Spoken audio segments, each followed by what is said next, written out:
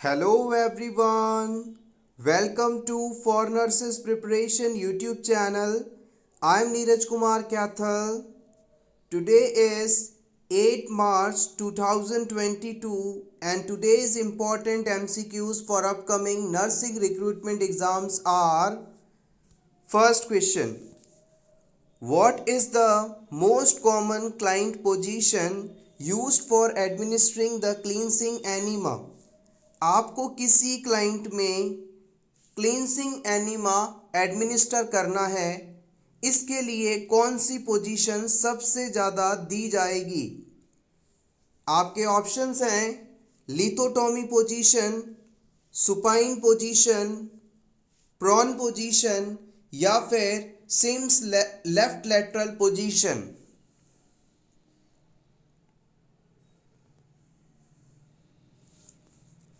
The right answer is option D. हमेशा याद रखिएगा, जब भी आपको किसी क्लाइंट के अंदर एनिमा लगाना होता है तो हमेशा लेफ्ट लेटरल पोजीशन ही दी जाती है। लेफ्ट लेटरल पोजीशन का सिंपल मीनिंग है कि पर्सन को बाईं करवट पर लेटाया जाता है। इस पोजीशन को देने के बाद जब रेक्टल रूट से पेशेंट में एनिमा एडमिनिस्टर किया जाता है तो ये मैक्सिमम ग्रेविटी के कारण इंटेस्टाइन के अंदर जा पाता है। सो इस कारण से ही हम इसे प्रीफर करते हैं। सुपाइन पोजीशन का सिंपल मीनिंग है पर्सन को सीधा लिटा देना और प्रॉन पोजीशन का सिंपल मीनिंग है पेशेंट को उल्टा लिटा देना। अब अगर आपसे पूछा जाए कि लिथोटॉमी पोजीशन क्या है और इसका क्या इस्तेमाल है तो इसे भी जान लेते हैं। लिथोटॉमी पोजीशन से प्रीवियस एग्जाम में क्वेश्चन पूछा भी गया है। The लिथोटॉमी position is often used during child birth and surgery in pelvic area. जब भी किसी पर्सन में पेल्विक एरिया की कोई सर्जरी की जानी हो या फिर चाइल्ड बर्थ होना हो तो उस दौरान लिथोटॉमी पोजीशन दी जाती है। It involves lying on your back with your legs flexed 90 degree at your hips. Your knees will be bent 70 to 90 degrees and padded footrest attached the table will support your legs. इस position को देने के लिए हम patient को supine position देते हैं। उसके बाद पेशेंट के लेग्स को हिप एरिया से लगभग 90 डिग्री के एंगल में फ्लैक्स करते हैं और नी एरिया 90 से 70 डिग्री तक फ्लैक्स रहता है और फिर पर्सन का जो लोअर लेग वाला पार्ट है उसे स्ट्रिप्स पर सपोर्ट देकर रख देते हैं। कुछ इस प्रकार से देखने की वाली स्ट्रक्चर होती है लिथोटॉमी position. Next question, a space called is found between the two parietal cavities. दो पैराइटल कैविटीज के बीच में पाया जाने वाला स्थान क्या कहलाता है? सेरोसा, पैराइटल, सोलियस या फिर mediastinum?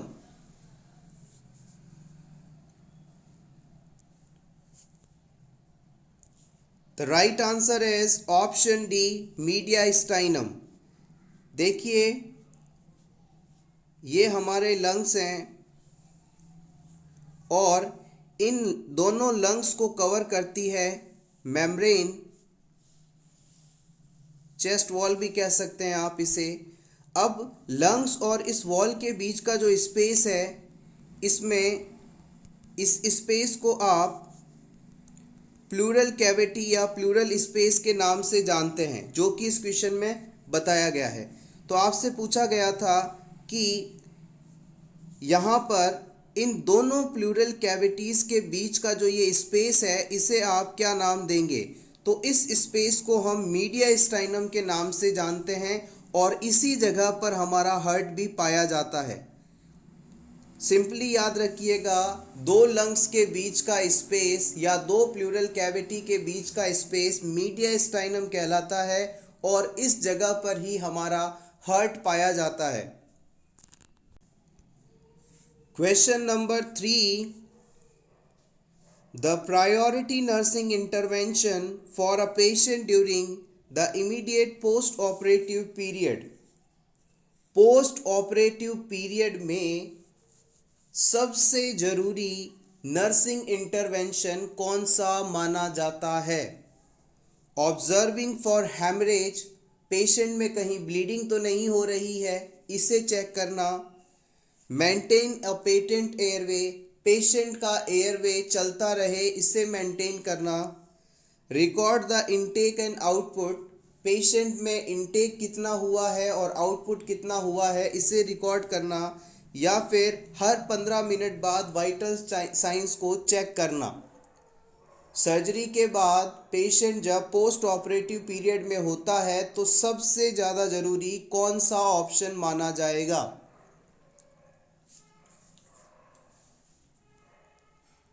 The right answer is option B. जब भी पर्सन पोस्ट ऑपरेटिव पीरियड में होता है तो उस समय उस पेशेंट का एयरवे मेंटेन करना हाईएस्ट प्रायोरिटी मानी जाती है।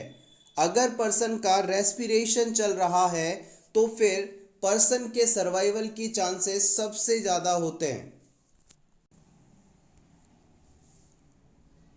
Question number 4, at what time does the nurse assess the gait of a ambulatory patient? किसी नर्स के द्वारा एक एम्बुलेटरी पेशेंट में गेंट का ऑब्जर्वेशन किस समय किया जाएगा? Option A, after a neurologic assessment, neurological assessment करने के बाद। Option B, after the end of physical examination, physical examination करने के बाद। Option C, while the patient is lying supine on examination table, जब पेशेंट एग्जामिनेशन टेबल पर supine position में लेटा है उस समय। या फिर when the patient walks into the room, जब पेशेंट रूम में चल रहा होता है, वॉक कर रहा होता है। इन चारों ऑप्शंस में से आपको बताना है एज अ नर्स आप किस समय पेशेंट का गेंट चेक कर सकते हैं। बहुत ही बेसिक क्वेश्चन है, थोड़ा सा अटेंशन दीजिए, आप इसका आंसर कर सकते हैं अगर आपको इस वर्ड का मीनिंग पता है तो। Yes, exactly, you are correct. Option D is right here. देखिएगा, सिंपली यदि आपसे पूछा जाए कि गेंट क्या है, गेंट का मीनिंग क्या होता है, तो हम कह सकते हैं gait is a person's manner of walking. कोई भी पर्सन किस प्रकार से चल रहा है, वॉक कर रहा है, उसका चलने का तरीका गेंट कहलाता है। पेशेंट सही तरह से चल पा रहा है या नहीं, इस चीज़ का असेसमेंट गेट कहलाता है। और ये हम तभी कर सकते हैं जब पेशेंट चल रहा हो या उसे चलने के लिए कहा जाए। Take screenshot for your revision. Question number 5. The process of assessing patients and determine the management priorities during emergency is known as. किसी emergency condition के अंदर पेशेंट का असेसमेंट करना और उसके मैनेजमेंट के लिए प्रायोरिटीज़ का निर्धारण करना कौन सा प्रोसेस कहलाता है? Option A, college.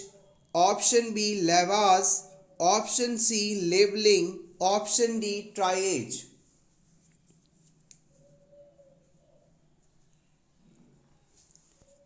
The right answer is option D, it is called triage. Previous exam में इस क्वेश्चन को अलग अलग तरह से पूछा गया है, इम्पॉर्टेंट है। मान लीजिए किसी जगह पर कोई बड़ी दुर्घटना हो गई, एक्सीडेंट हो गया, हादसा हो गया, तो उस सिचुएशन में नंबर ऑफ कैजुअलिटीज़ बहुत ही ज़्यादा होती हैं। एक साथ कई पेशेंट हॉस्पिटल आ जाते हैं, तो उन पेशेंट्स में सबसे ज़्यादा गंभीर पेशेंट्स का इलाज हमें सबसे पहले करना होता है। और इस गंभीरता के लिए पेशेंट्स को सेग्रीगेट करना, सेपरेट करना या छांटना, सिंपली कहें तो ट्राइएज कहलाता है। जो पेशेंट सबसे ज़्यादा ज़रूरत में है उन्हें पहले ट्रीटमेंट देना और जो कम ज़रूरत में है उन्हें उनके बाद ट्रीटमेंट देना, ये सेग्रीगेशन का प्रोसेस ही ट्राइएज कहलाता है।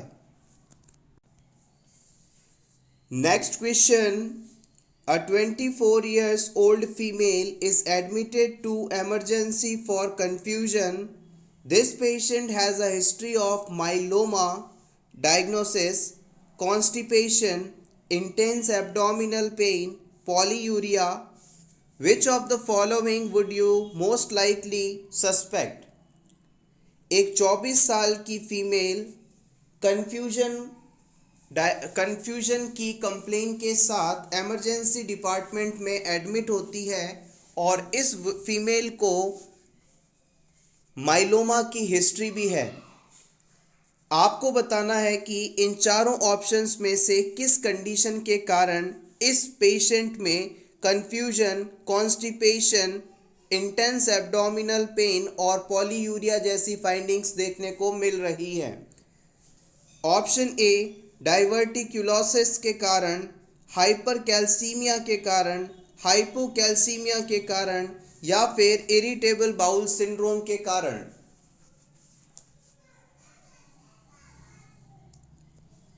The right answer is option B, hypercalcaemia. अगर किसी पर्सन में कैल्शियम का लेवल नॉर्मल से ज़्यादा हो तो ये कंडीशन हाइपरकैल्सीमिया कहलाती है और हाइपरकैल्सीमिया कंडीशन के होने पर एक्सेसिव यूरिन आउटपुट यानी polyuria, severe abdominal pain, confusion जैसी फाइंडिंग्स डेवलप हो जाती हैं। Next question, who was the chairman of health survey and planning committee? आपको बताना है कि हेल्थ सर्वे और प्लानिंग कमेटी के चेयरमैन कौन थे। ए के मुदेलियर, ए के मुखर्जी, एम एस चड्ढा और जोसेफ बोर।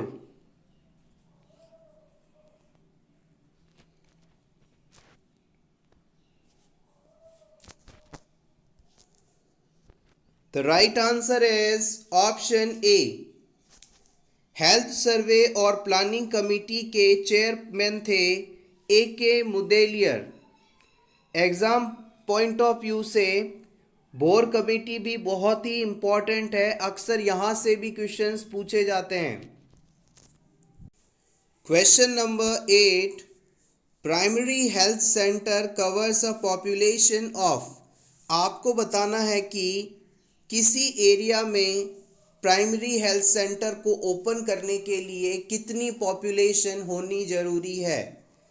50,000, 30,000, 10,000 या फिर 5,000।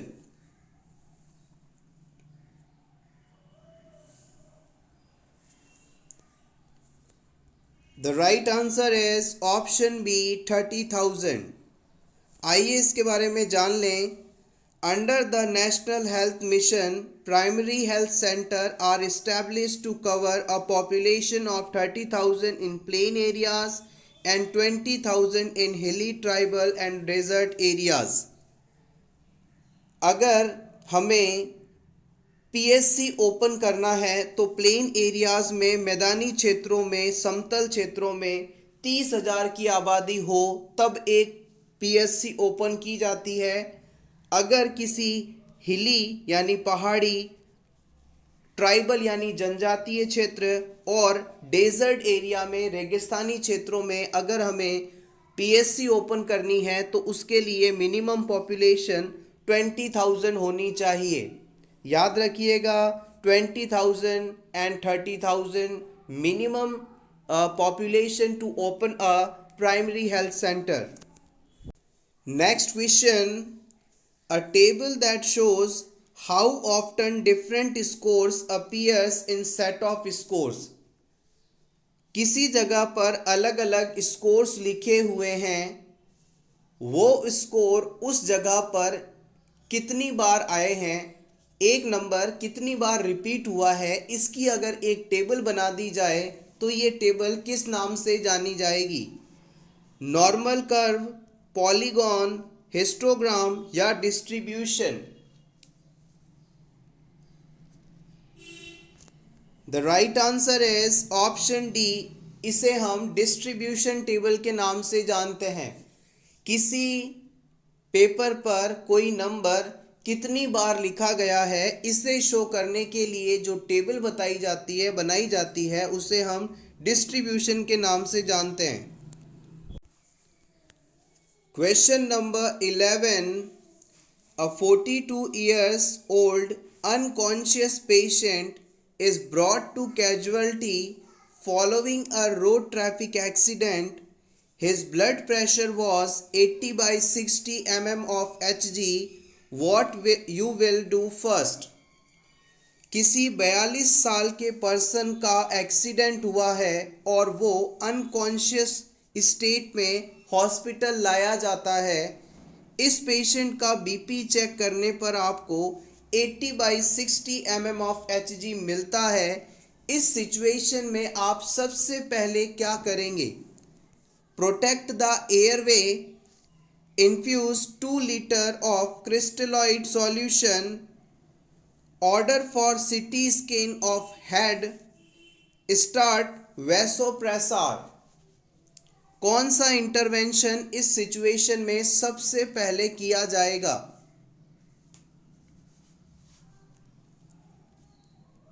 The right answer is option A. जब भी कोई पर्सन इमरजेंसी सिचुएशन में हॉस्पिटल आता है तो सबसे पहली प्रायोरिटी हमारी होती है कि इस पर्सन के एयरवे को मैनेज किया जाए।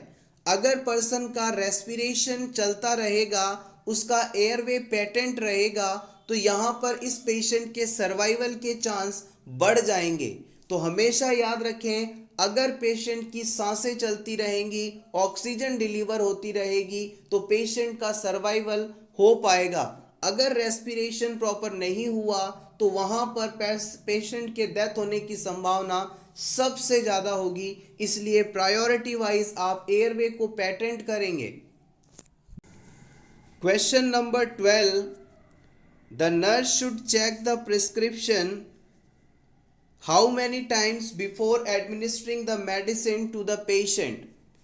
किसी पेशेंट में कोई मेडिसिन एडमिनिस्टर करने से पहले आपको कितनी बार प्रिस्क्रिप्शन को चेक करना चाहिए? 1 बार, 2 बार, 3 बार या 4 बार?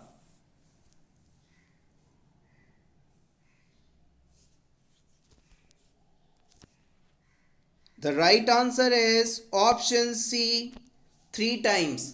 हमें ड्रग एडमिनिस्टर करने से पहले 3 बार प्रिस्क्रिप्शन को चेक करना जरूरी है। Option C is correct. Question number 13। To provide Fowler's position, the head end of the client should be elevated to। अगर किसी पर्सन को आपको फॉवलर्स पोजीशन देनी है तो इस पर्सन के बेड का हेड साइड कितने डिग्री पर एलिवेट किया जाना चाहिए? आपके ऑप्शंस हैं 15 डिग्री एंगल पर, 35 डिग्री एंगल पर, 45 डिग्री एंगल पर या फिर 60 डिग्री एंगल पर।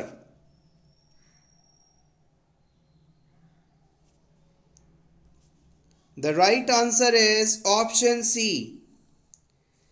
अगर पेशेंट को फॉवलर्स पोजीशन देनी है तो इस पर्सन को करीबन 45 डिग्री के एंगल पर आपको इस प्रकार से लिटाना होगा। अगर हाई फॉवलर्स पोजीशन देनी होती तो यहाँ पर पेशेंट को आप 90 डिग्री एंगल पर बैठा देते। फॉवलर या high Fowler position basically patient में रेस्पिरेशन रिलेटेड डिफ़िकल्टीज़ को मिनिमाइज करने के लिए इस्तेमाल की जाती है।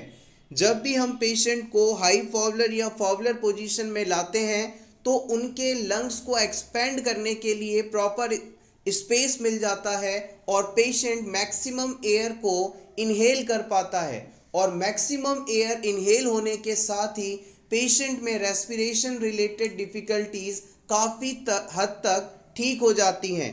पेशेंट को रिलैक्स फील होता है। Next question.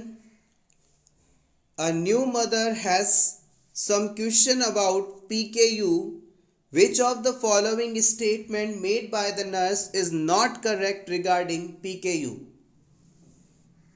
किसी मदर ने उसके बच्चे में हुए PKU डिजीज के रिगार्डिंग नर्स से कुछ पूछा। आपने इन चारों ऑप्शंस में से उस ऑप्शन को सेलेक्ट करना है जो कि इस डिजीज के लिए सही नहीं है। आपके ऑप्शंस हैं a Guthrie test can check the necessary lab values. Guthrie test के द्वारा हम इस डिजीज से संबंधित लैब वैल्यूज का असेसमेंट कर सकते हैं। Option B, the urine has high concentration of phenyl pyruvic acid. इस डिजीज से सफरिंग बच्चों के यूरिन में फिनाइल पायरुविक एसिड का लेवल काफ़ी ज़्यादा बढ़ जाता है। Mental deficits are often present with PKU. PKU से सफरिंग बच्चे मेंटली हेल्दी नहीं होते। Option D, the effect of PKU are reversible. PKU disease से होने वाले इफेक्ट्स को हम ठीक कर सकते हैं, रिवर्सिबल कर सकते हैं। Which statement is not correct? कौन सा स्टेटमेंट सही नहीं है, इसे आपको सेलेक्ट करना है।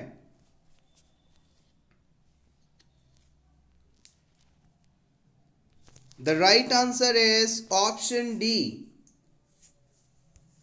जब भी बच्चे को पीकेयू होता है और पीकेयू के बाद इसके जो इफ़ेक्ट्स होते हैं उन्हें हम वापस ठीक नहीं कर सकते, रिवर्सिबल नहीं कर सकते, ये स्टेटमेंट सही माना जाएगा। The effect of PKU stay with infant through out their life. एक बार बच्चे को पीकेयू डिजीज हो जाए और इसके बाद किसी भी प्रकार का बॉडी में डैमेज हो जाए तो उसे फिर हम सुधार नहीं सकते और पूरी उम्र बच्चा इस डिफेक्ट को, डैमेज को लेकर चलता है।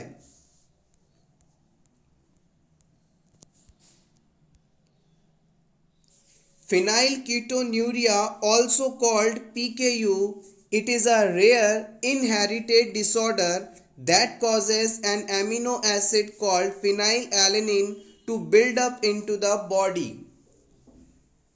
PKU का फुल फॉर्म है फिनाइलकीटोन्यूरिया। ये एक इनहेरिटेड यानी जेनेटिक डिजीज़ है और इस डिजीज़ के अंदर एक विशेष प्रकार का एमिनो एसिड जो कि फिनाइल एलेनिन के नाम से जाना जाता है कंटिन्यूअसली बॉडी में रुकने लगता है, इसका लेवल बॉडी में बढ़ने लगता है। Newborn should be screen for PKU. जन्म के बाद न्यूबॉर्न बेबीज में पीकेयू का लेवल असेस करना बहुत ही ज़रूरी है।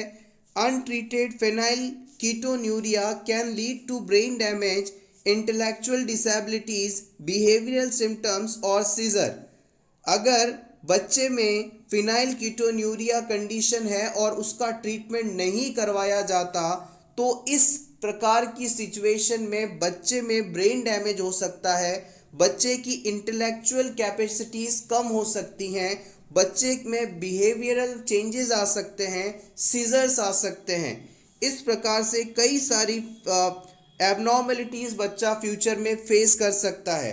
Treatment includes a strict diet with limited protein. इस पीकेयू डिजीज़ के ट्रीटमेंट के लिए हम बच्चों को वो डाइट देते हैं जिसमें प्रोटीन की मात्रा कम से कम हो। Next question, most common histologic type of cancer of cervix. Cervical cancer का सबसे ज़्यादा होने वाला हिस्टोलॉजिक टाइप कौन सा है? Squamous cell carcinoma, ductal cell carcinoma, epithelial cell carcinoma या फिर full thickness carcinoma.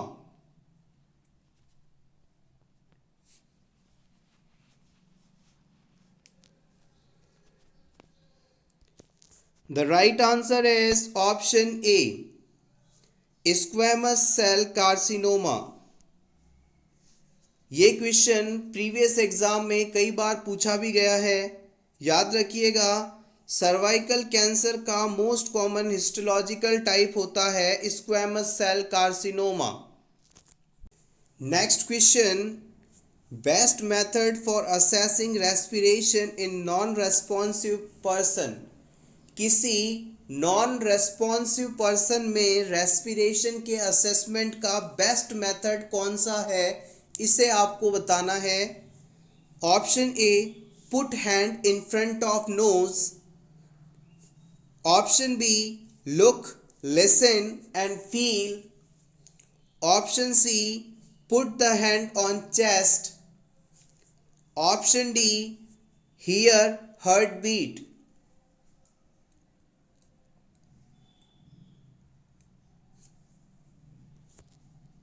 The right answer is option B. अगर किसी नॉन रेस्पॉन्सिव पेशेंट में आपको रेस्पिरेशन का असेसमेंट करना है तो उसके लिए लुक, लिसन और फील मेथड सबसे बेहतर माना जाता है। लुक के अंदर हम पर्सन के चेस्ट को अप और डाउन होते हुए देखते हैं कि जब पर्सन रेस्पिरेशन इनहेल करता है, गैस इन करता है, तो उस समय चेस्ट जो है राइज होगा और जब एक्सेल करेगा तो चेस्ट जो है डाउन होगा। तो इसे काउंट करके हम रेस्पिरेशन का असेसमेंट कर सकते हैं। इसके अलावा पेशेंट में जब रेस्पिरेशन होता है तो वहाँ पर एक साउंड प्रोड्यूस होती है, तो हम पेशेंट के नोज़ वाले एरिया के पास अपना ईयर ले जाकर उस साउंड को सुनकर ये असेस कर सकते हैं कि पर्सन में रेस्पिरेशन चल रहा है या नहीं। साथ ही साथ हम अपने हैंड पर रेस्पिरेशन की एयर को फील करके उसके नोज़ के पास अपना हाथ ले जाकर रेस्पिरेशन की एयर एक्सेल हो रही है या नहीं, इस चीज़ का फील करके भी रेस्पिरेशन को असेस कर सकते हैं। तो याद रखिएगा, look, listen and feel. Look, listen and feel, देखो, सुनो और महसूस करो, इन तीनों के साथ रेस्पिरेशन का असेसमेंट कर सकते हैं। किस में? एक नॉन रेस्पॉन्सिव पर्सन में। Question number 17, the highest level of need in Maslow's hierarchy. Maslow's hierarchy ये बहुत ही इम्पोर्टेंट टॉपिक है और प्रीवियस एग्जाम में यहाँ से कई बार अलग अलग क्वेश्चंस पूछे गए हैं। आपको बताना है मॉस्लोज हायरार्की में हाईएस्ट लेवल ऑफ नीड कौन सा होता है। हाईएस्ट लेवल ऑफ नीड बताना है आपको। Option A, self esteem, physiological, self actualisation या फिर safety. The right answer is option C. Maslow's hierarchy के अनुसार हाईएस्ट लेवल की नीड में सेल्फ एक्चुअलाइजेशन को इंक्लूड किया जाता है। मास्लोज हायरार्की के अंदर 5 लेवल ऑफ नीड्स को हम इंक्लूड करते हैं, जिसमें सबसे बेसिक नीड कह दीजिए या हाईएस्ट इसेंशियल नीड कह दीजिए, उसमें हम फिजियोलॉजिकल नीड को मानते हैं। मास्लोज हायरार्की को हम मास्लोज हायरार्की को हम पिरामिड के द्वारा रिप्रेजेंट करते हैं और इसमें सबसे ज़रूरी चीज़ जो है फिजियोलॉजिकल नीड है, फर्स्ट नीड है। इसमें फूड, शेल्टर, सेक्स, एयर, ये सभी चीज़ें इंक्लूड की जाती हैं। किसी भी ह्यूमन बीइंग में ये फिजियोलॉजिकल नीड सबसे पहले फुलफिल होना आवश्यक माना जाता है।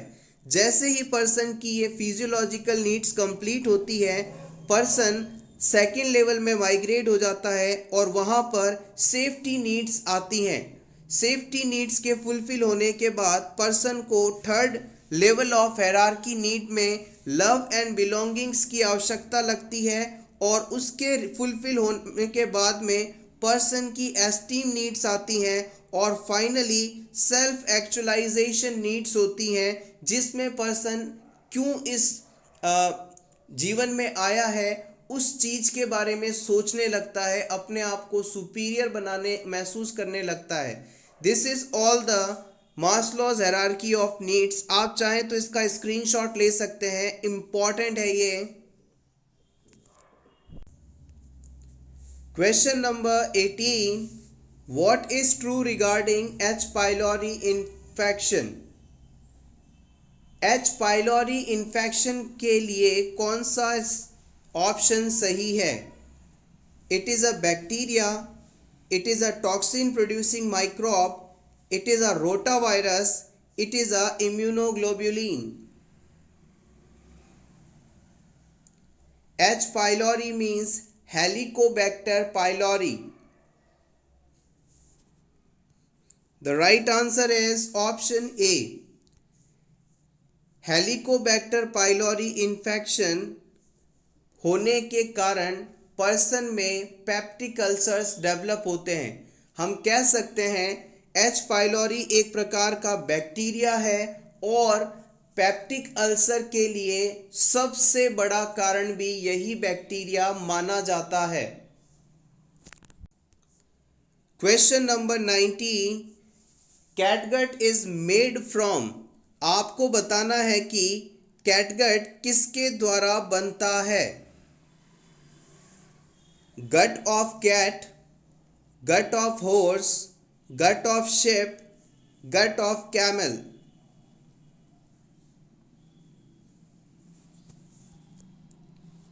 The right answer is option C.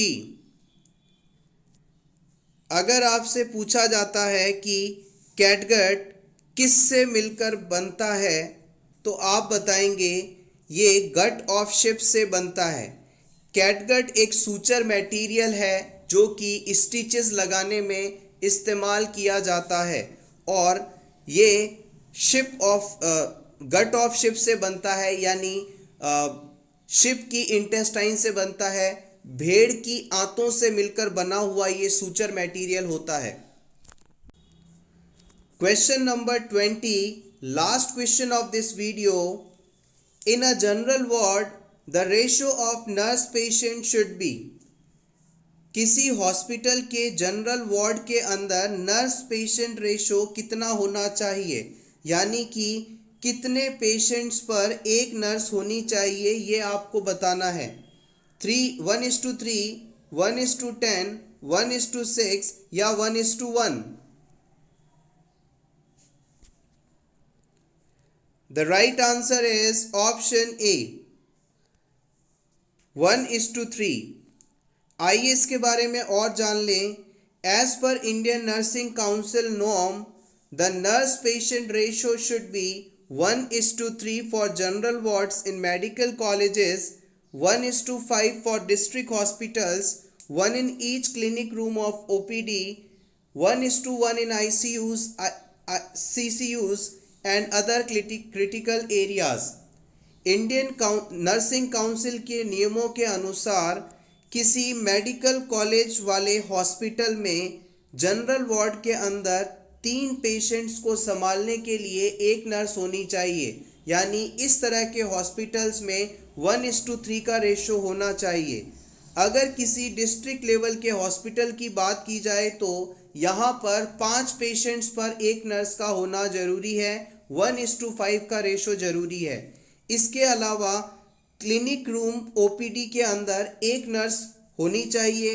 ICU, CCU और अदर क्रिटिकल केयर यूनिट्स के अंदर एक पेशेंट के लिए एक नर्स का होना ज़रूरी है, यानी 1:1 का रेशो होना चाहिए। आप चाहें तो इसका स्क्रीनशॉट ले सकते हैं, इम्पॉर्टेंट है। Thank you so much everyone for watching this complete video. अगर ये वीडियो आपको हेल्पफुल लगा हो तो प्लीज़ वीडियो को लाइक कर दीजिएगा और इसी तरह के और वीडियोस देखने के लिए for nurses preparation YouTube channel को ज़रूर सब्सक्राइब करें। Best of luck.